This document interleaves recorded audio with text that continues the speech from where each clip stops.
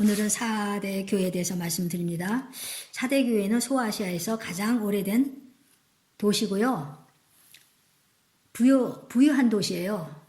그러니까 타락할 수밖에 없는 도시입니다. 그 당시 주후 17년쯤에 그 4대 거기에 지진이 일어나서 완전 파괴됐어요.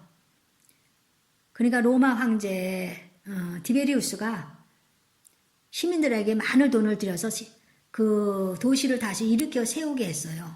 그리고 많은 좋은 조건들을 많이 줬어요. 시민들에게. 그래서 다시 이제 도시가 복구가 됩니다. 오늘 주님께서 4대 교회에 찾아오신 모습을 우리가 보겠습니다. 주님은 하나님의 7영과 7별을 가지신 주님으로 오셨어요. 다른 교회들은 칭찬도 있었는데 4대 교회는 칭찬이 없어요. 바로 그냥 이렇게 말씀해요.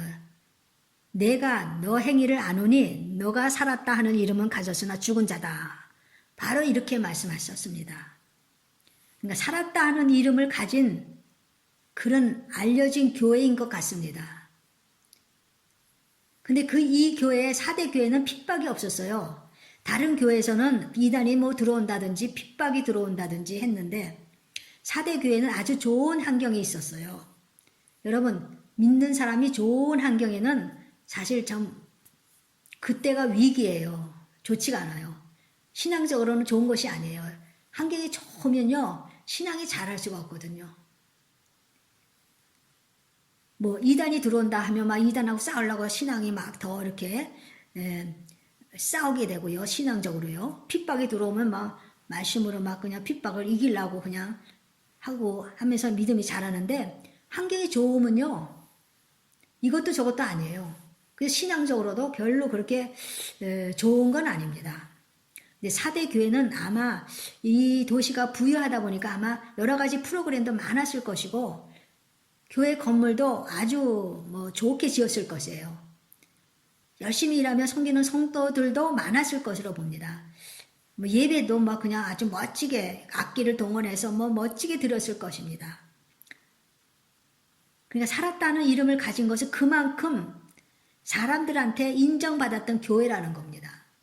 그 세상 사람들한테도 저기에는 정말 열심히 하면서 인정받았던 교회인 것 같아요. 근데 주님의 판단은 그거 다 아무것도 아니라고 하는 겁니다. 주님이 보실 때 죽어있는 자라고 이렇게 평가를 하십니다. 영적으로 죽어있는 자입니다. 주님이 판단은 지금 우리로 하여금 저와 여러분을 정신 차리게 하는 말씀이 되어야 합니다.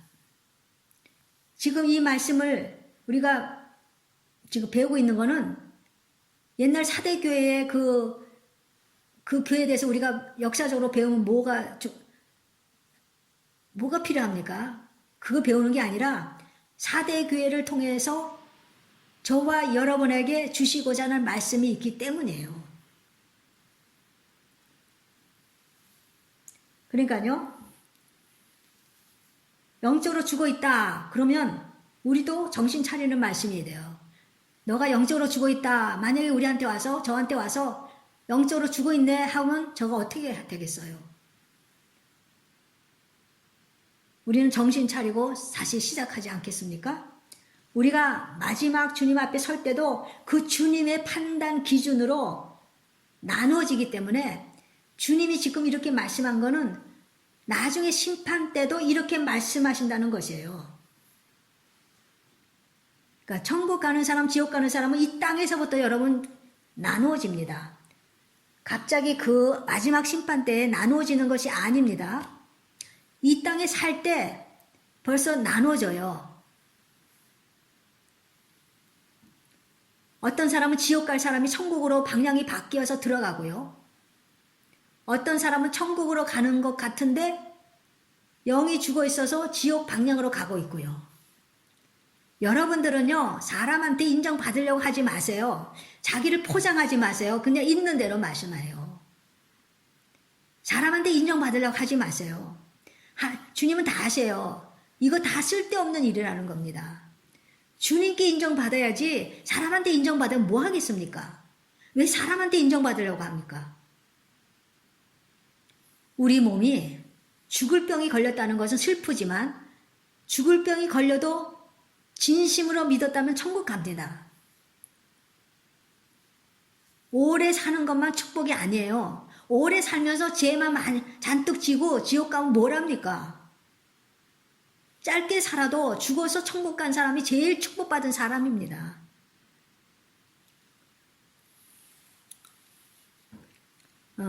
오카는 목사님이 돌아가셨잖아요. 그러니까 그 오카는 목사님이 인터뷰에서 말한 것인데요.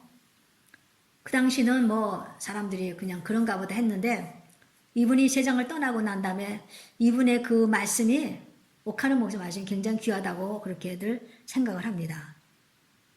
근데 이분이 인터뷰에서 말한 것인데 오늘날 교회들이 복음의 본질을 잃어버렸다고 한탄하셨습니다. 복음의 본질을 잃어버렸다고. 그러니까 큰 교회일수록 성도들이 좋아할 만한 복음을 전한다는 거예요. 그러니까 옥 목사님도 옥하는 목사님도 자신도 큰 교회를 하니까 자기도 정신 차리지 않으면 까딱 그럴 수 있다고 그렇게 말했어요. 자기도 그럴 수 있다고. 정신 차리지 않으면.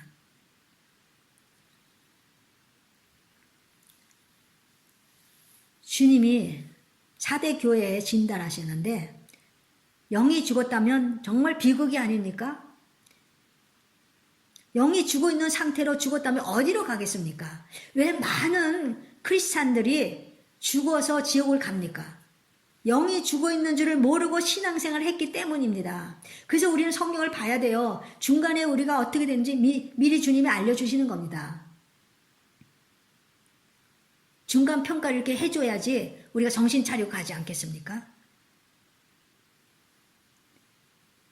다른 사람이 옆에 있는 친구가 영적으로 죽었다면 어떤 때는 나도 모르게 그것이 같이 전이가 됩니다. 그래서 성경에는 이단을 몇 번 권면해도 말을 안 들으면 끊으라고 했어요. 왜냐하면 영적으로 전이가 되기 때문에요. 우리 눈에는 아무것도 안 보이지만 주님은 모든 것을 아시기 때문에 그래서 우리는 주님이 어떻게 말씀하셨는지 주목해서 말씀을 읽어야 하는 것입니다. 그렇지 않으면 우리 좋은 대로 판단해요. 2절에 보니까 뭐라고 했냐면요. 너는 일깨어 그 남은 바 죽게 된 것을 굳건하게 하라. 내 하나님 앞에 내 행위의 온전한 것을 찾지 못하였노라. 주님은 지금 사대교회에게 믿음을 말씀하지 않습니다. 뭘 말씀하고 있어요? 행위에 대해 말씀하고 있어요. 너의 믿음이 없어 이렇게 안 했어요. 내가 너 행위를 안다. 지금 행동하는 걸 갖고 얘기를 하십니다. 야고보 2장 7절에 영혼 없는 몸이 죽은 것 같이 행함이 없는 믿음은 죽은 것이니라. 행함이 지금 갖고 주님이 말씀해요. 행함이 없는 믿음은 죽은 것이다. 4대 교회가 믿는다지만 행함이 없었다는 것입니다. 그러니까 야고보 1장 22절에도 말씀을 행하는 자가 되라 그랬어요. 말씀을 행하는 자가 되라.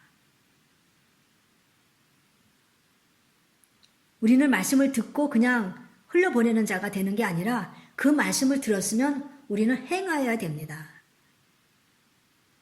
성경이 우리에게 요구하는 것이고 우리가 그 길로 가는 것이 천국으로 가는 길입니다. 3절을 제가 읽겠습니다. 그러므로 내가 어떻게 받았으며 어떻게 들었는지 생각하고 지켜 회개하라. 만약 일깨지 아니하면 내가 도둑같이 이르리니 어느 때에 내게 이르는지 내가 알지 못하리라 그랬어요. 우리가 복음을 어떻게 받았습니까? 우연은 없습니다. 특히 복음 받는 것에서는 우연이 없어요. 주님이 그렇게 인도하셨기 때문에 우리가 복음을 받게 된 거고 그렇게 인도를 또 하신 것입니다. 내 마음대로 살던 것을 주님께서 불러서 복음을 듣게 하셨다는 것이에요. 그래서 생각하라, 말씀을 지켜서 회개하라 합니다. 이 회개하라는 건, 말씀을 지켜서 회개하라는 것은 이게 현재 명령형입니다. 끊임없이 행동을 하라는 거예요. 그렇게 하라는 거예요. 끊임없이. 오늘 하루만 지키고 회개하라는 게 아니라 끊임없이 그렇게 하라는 겁니다. 얼마나 감사합니까? 소망의 말씀이기 때문입니다. 회개하면 용서해 주신다는 말씀이니 얼마나 감사해요. 회개하면 회복해 주신다는 것이에요. 4대 교회에 주신 이 말씀은 우리에게도 주신 말씀으로 믿고 받아들이시기를 바랍니다. 주님은 우리가 할 일을 알려주시는 것입니다. 이렇게 해야 된다고 알려주시는 것입니다. 마르틴 루터는 노년에, 여러분 알죠? 종교개혁자 마르틴 루터는 노년에 슬퍼했대요. 많이. 그가 종교개혁에서 내놓는 그 슬로건이 뭐였어요? 믿음으로 구원을 받는다는 말씀이에요. 그것을 한마디로 이신칭의입니다. 교리. 그러니까 믿음으로 의롭다함을 받는다. 믿음으로 구원을 받는다는 교리입니다. 이 교리를 내세워서 결국 종교개혁을 합니다. 그런데 그가 95조 조항을 붙인 비텐부르크에서 살았는데요. 이 마르틴 루터는 계속 이것만 갖고 이렇게 강론하고 이것만 갖고 설교하고 그랬어요. 믿음으로 구원받는다. 행위가 아니다. 오직 믿음으로만 이 교리만을 계속 가르쳤습니다. 그리고 그가 이제 세월이 흘러서 노년이 됐어요. 근데 비텐부르크에서 살았는데 그 도시의 사람들이 너무나 방종하게 살아서 너무 속상했다는 겁니다. 사람들이 갈수록 더 방종하고 지멋대로 살고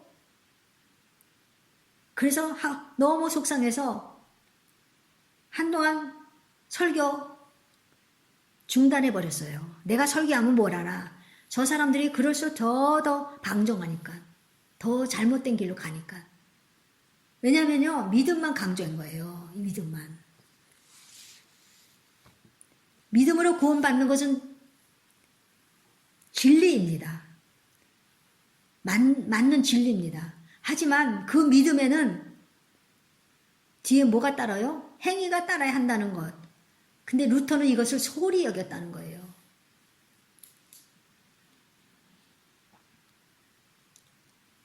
사대 교회가 바로 그런 것 같습니다.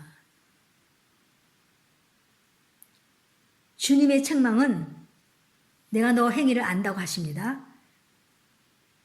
그럼 우리는 얼마나 두렵습니까? 지금 사대교회에게 말씀하신 게 아니라 이 말씀을 읽은 우리에게 말씀하시는 거예요. 믿음이 왜 없느냐 하지 않으시고 믿는다 하지만 행함이 없는 자들을 두고 회개하라고 지금 외치시는 거예요. 언제 너에게 이르지 언제 갈지 내가 모르니까 도둑같이 언제 갈지 모르니까 회개하고 있으라는 겁니다. 회개는요 아무리 강조해도요 매주 강조해도 이거는 과한 게 아닙니다. 회개는 우리를 억누르는 것이 아니고요 우리를 살리는 단 한 가지 방법이에요. 유일한 방법이 바로 회개예요. 지옥은 회개하지 못한 자가 가는 곳인 걸 알지 않습니까? 만약에 누가 회개하지 못하는 분이 있다면 심각한 문제예요.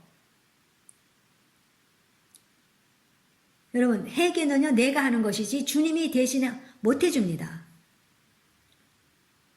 다른 사람이 대신 나를 위해서 회개를 못 해줘요. 내가 하는 겁니다. 구원은요 내가 그 길로 가는 것이지 주님이 대신 하지 못합니다. 인간이 할 거, 내가 할 건 내가 해야 되는 겁니다. 기도도요, 내가 하는 것이지 주님이 대신 해주지 않습니다. 그러나 우리가 기도에 대해서 성령님께 기도할 수 있는 힘을 달라고, 능력을 달라고 기도를 하면서 그렇게 주님께 기도하면요, 주십니다. 힘을 주시고 능력을 주시고 기도할 수 있도록 해 주십니다. 근데 내가 기도를 하고 내가 기도를 시작해야 한다는 겁니다. 회개할 수 있는 능력을 달라고 또 기도해야 돼요. 그러면요, 주님이 또 도와주셔서 생각하지 못한 것들도 떠오르게 해서 회개시켜 주세요. 시작은 내가 하고 할 수 있는 힘은 주님이 주십니다. 여러분이 기도 생활 좀 하다가 힘드니까 관두잖아요. 주님께 기도하세요. 기도할 수 있는 힘을 달라고. 그러면 주십니다. 이렇게 이 4대 교회, 다시 4대 교회로 돌아가서 4대 교회는요, 참 많은 그 교우들이 이렇게 영적으로 죽어 있는 상태. 그런데 이런 교회에서도 그 옷을 더럽히지 아니한 자 몇 명이 있다는 거예요. 많이 아니고 또 몇 명, 그러니까 소수밖에 없는 것 같습니다. 4절을 제가 읽겠습니다. 그러나 4대에 그 옷을 더럽히지 아니한 자 몇 명이 내게 있어 흰 옷을 입고 나와 함께 다니리니 그들은 합당한 자인 영고라. 이런 4대 교회에서 옷을 더럽히지 않은 자가 있대요. 거기에 물들지 않는 믿음의 신앙인이 있다는 겁니다.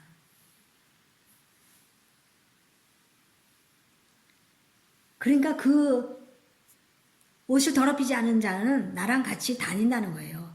합당하기 때문에 나랑 같이 주님이 그래요. 나랑 같이 주님과 함께 다니는 것이 합당한 자이기 때문에 그렇게 한다는 겁니다. 흰 옷은 깨끗한 세마포옷이에요. 계시록 19장 8절에 보니까 이 세마포옷은 성도들의 옳은 행실이로다. 그렇게 말씀했어요.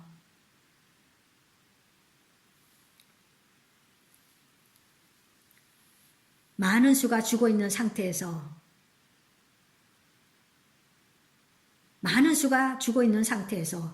깨끗한 세마포 옷을 입은 자들이 몇 명 있다는 거예요.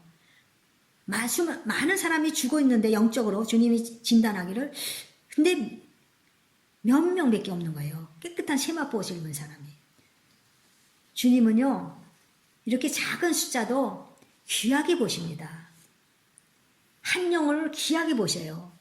그래서 우리도 한 영혼을 귀하게 봐야 됩니다. 우리 모두는 한 영혼을 귀하게 봐야 돼요. 주님도 소수라고 귀하게 여기지 않는 게 아니에요. 소수지만 다 하나님의 형상으로 만들었기 때문에 그 영혼들을 아주 귀하게 보는 거예요.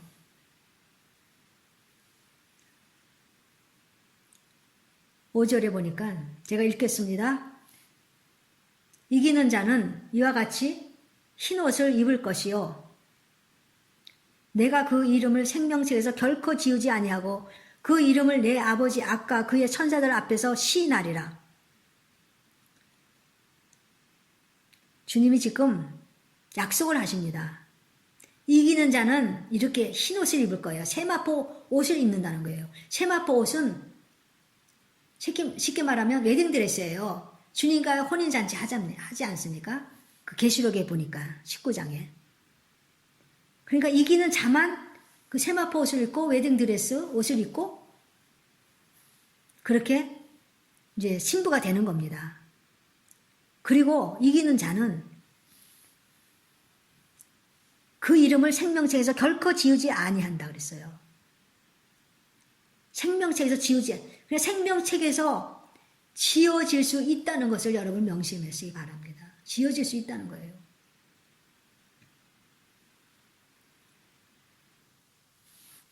그 이름을 또 내 아버지 앞과 그의 천사들 앞에서 시인한대요.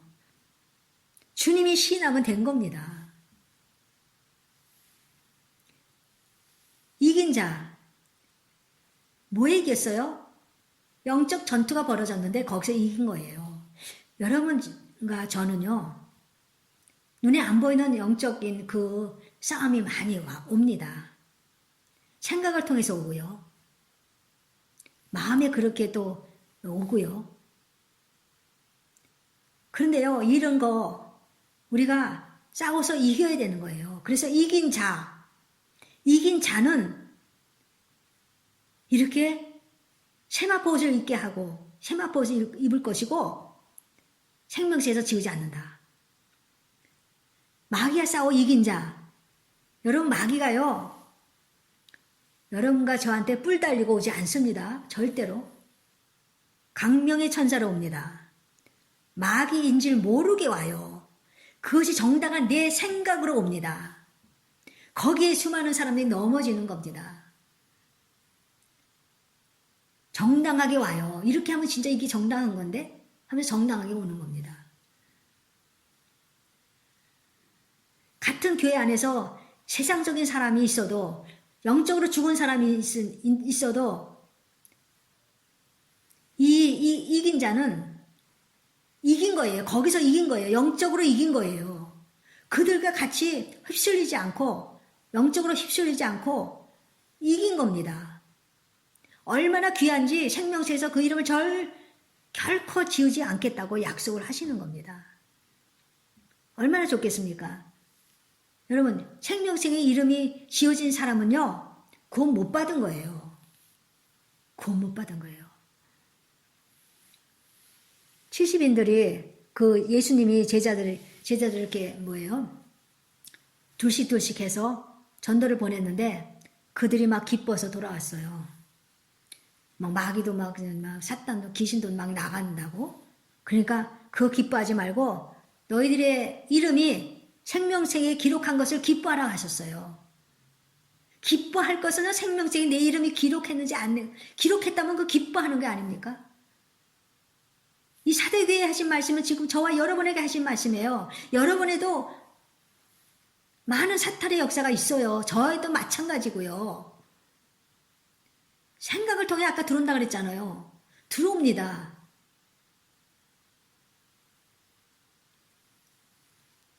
계시록 13장 8절에 보니까 생명책에 이름이 없는 사람은 그 짐승에게 절한다 그랬어요.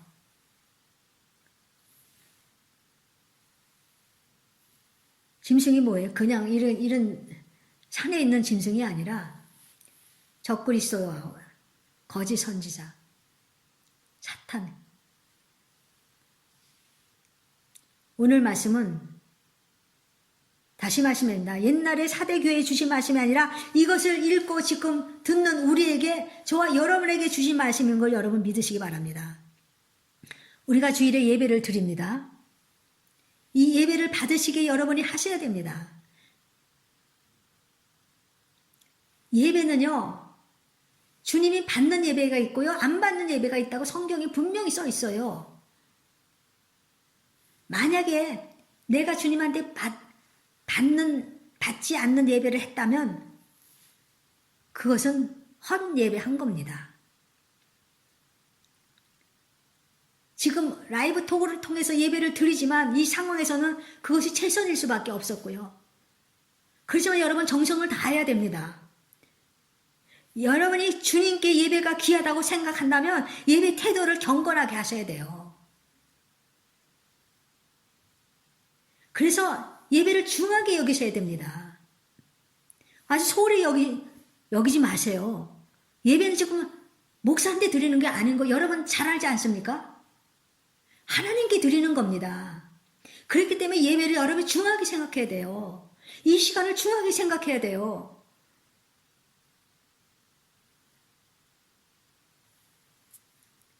내가 주님을 중하게 여기면 주님도 나를 중하게 여기셔요.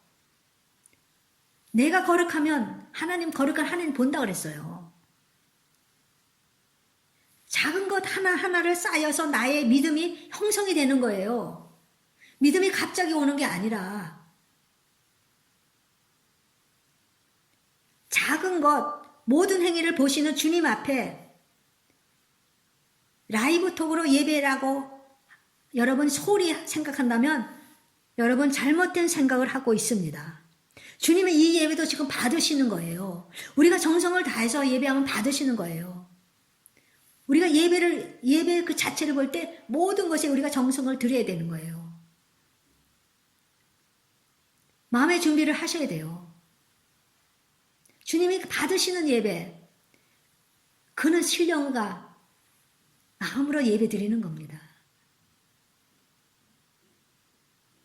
근데 여러분이 이거 뭐 교회도 아니고 뭐 행비를 통해서 라이브 톡을 통해서 예배하니까 뭐 우습게 여기는데요. 이것도 주님이 받으신다는 거 여러분 아셔야 돼요.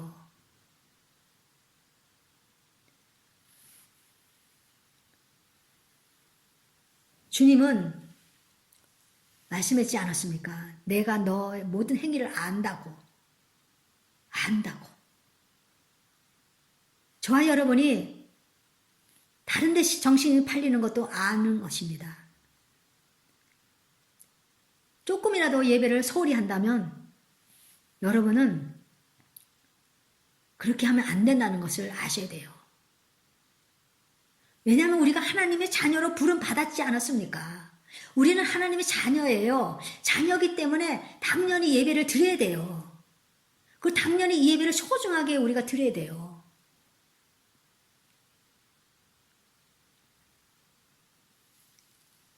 우리의 모든 행동하는 거, 행함이 주님이 인정하시는 자들이 되어야 돼요. 아까 말씀했죠? 너 믿음이 왜 작어? 왜 이렇게 믿음이 없느냐? 그러지 않으시고 행함이 없다고 책망하시는 겁니다.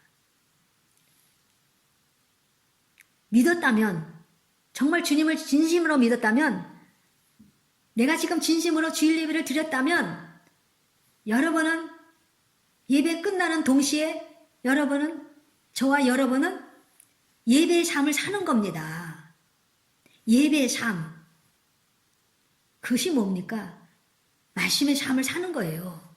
예배 끝나고 다 끝이 아닙니다. 그렇게 살아가는 것이 예배의 삶입니다. 그렇게 할 때 주님은 내가 내 행위를 잘했다. 넌 진짜 잘했구나. 이렇게 되는 겁니다.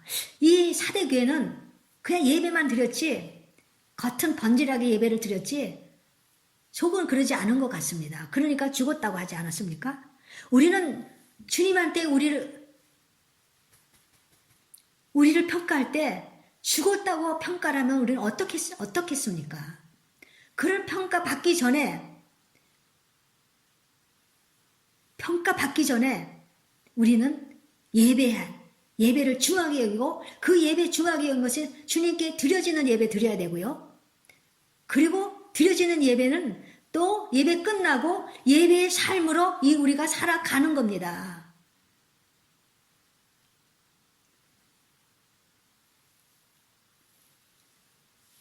그렇게 되시기를 바랍니다. 여러분의 행동은, 여러분의 행위는 모두 믿음과 연결되어 있다는 것을 아시기 바랍니다. 믿음 따로 있고 행함 따로 있다. 그거는 아닙니다.